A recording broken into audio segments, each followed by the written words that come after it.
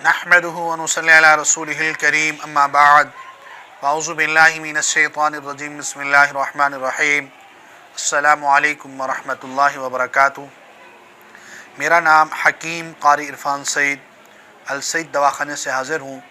नाज़रीन, उम्मीद है आप बिल्कुल खैरियत से होंगे और अपने घरों में खुशखुरम होंगे। मौज़ू शुरू करने से पहले आप तमाम दोस्तों से मेरी गुजारिश है कि मेरे चैनल को सब्सक्राइब करें और साथ बेल आइकन के बटन को दबाएं ताकि आने वाली हर नई वीडियो आप तक बर वक्त पहुँचती रहे। आज का जो मेरा मौज़ू है वो है खजूर की चटनी के हवाले से। सर्दियों में अगर खजूर की चटनी ज़्यादा इस्तेमाल की जाए, इससे बहुत फ़ायदा होता है।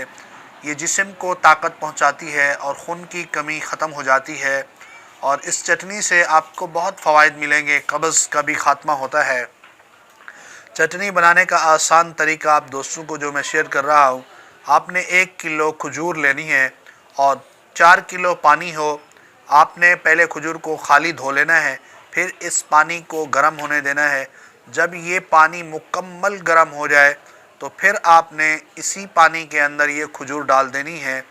अब यही खजूर पकाएंगे हत्ता कि ये पानी आपका 2 किलो के बराबर रह जाए।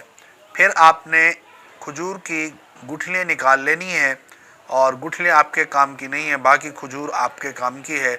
अब इसी खजूर के अंदर जो पानी होगा, इसी के अंदर आपने चीनी डाल देनी है। 1 किलो 3 पाव तक भी डाल सकते हैं और चीनी डाल के इसको आपने पकाना है। और इसमें नमक भी आपने डालना है ज़ायके के लिए थोड़ा सा, और काली मिर्च भी आपने डालनी है। और इसको इतना पकाएं कि आपका ये शीरा बेहतरीन क़वाम की सूरत इख्तियार कर ले और ये चटनी नुमा बन जाए। इसको हिलाते जाएं। जब ये बेहतरीन चटनी बन जाए, आप इसको उतार के रखें।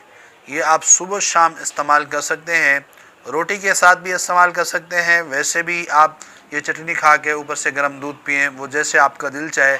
तो ये रोटी के साथ जब खाएंगे बहुत लजीज और बहुत आला है। उम्मीद है आज का मेरा ये प्रोग्राम आप दोस्तों को बहुत अच्छा लगा होगा।